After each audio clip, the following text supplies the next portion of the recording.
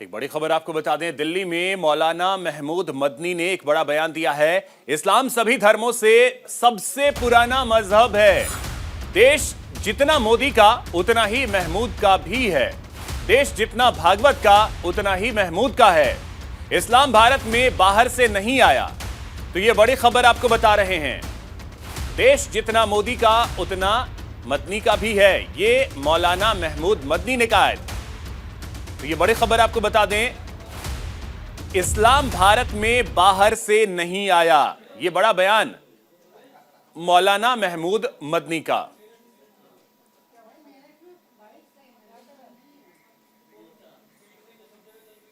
भारत हमारा देश है। जितना ये देश नरेंद्र मोदी और मोहन भागवत का है, उतना ही ये देश महमूद का भी है। न महमूद इनसे 1 इंच आगे है और न वो महमूद से 1 इंच आगे है। ध्यान करिएगा। साथ ही इस धरती की खासियत यह है कि यह खुदा के सबसे पहले पैगंबर अबुल बशर सैयदना आदम अलैहिस्सलाम की सरजमीन है। भारत हमारा। तो मौलाना महमूद मदनी को आपने सुना कि ना तो हम 1 इंच आगे हैं, ना वो 1 इंच आगे हैं। जितना ये देश भागवत का है उतना ही महमूद का भी है। जितना ये देश नरेंद्र मोदी का है उतना ही ये देश महमूद का भी है। तो आपको बता दें कि मौलाना महमूद मदनी ने एक बड़ा बयान दिया है और आपको बता दें कि इस दौरान दिल्ली में एक कार्यक्रम के दौरान उन्होंने ये बातें कही, जिसमें उन्होंने कहा कि इस्लाम सभी धर्मों से सबसे पुराना मजहब है। और आपको बता दें कि उन्होंने कहा कि देश जितना भागवत का उतना ही महमूद का है। ये बातें दिल्ली में एक कार्यक्रम के दौरान मौलाना महमूद मदनी ने कही हैं।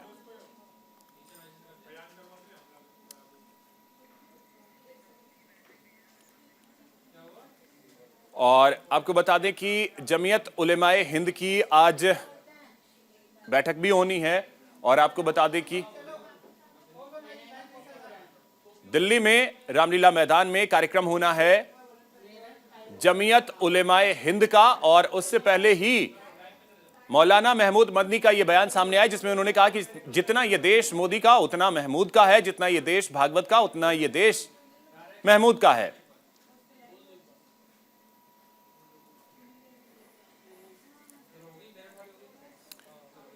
तो अधिक जानकारी के साथ सहयोगी अजहान हमारे साथ जुड़ गए हैं। अजहान, सबसे पहले तो अब सवाल ये उठता है कि इसके मायने का, क्योंकि ये देश तो सबका उतना ही है। जो देशवासी है उसके लिए ये देश महत्वपूर्ण है और कोई 1 इंच आगे या पीछे नहीं, सब बराबर हैं देश में। फिर इस बयान के मायने क्या?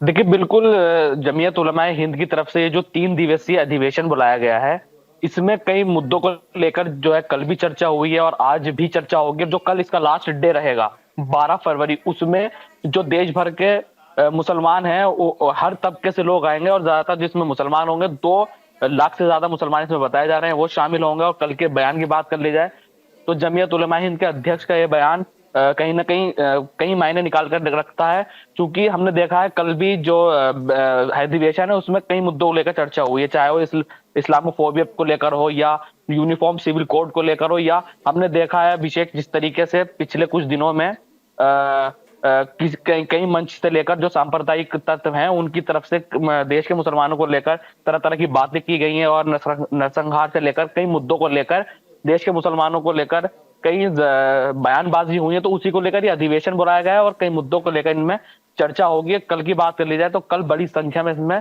बड़े संख्या में मुस्लिम जुड़ेंगे और कई जो वर्ग के धर्म गुरु हैं वो भी इसमें शामिल हो सकते हैं। विषय चलिए, ठीक है अजहान, बहुत शुक्रिया आपका तमाम जानकारी के लिए।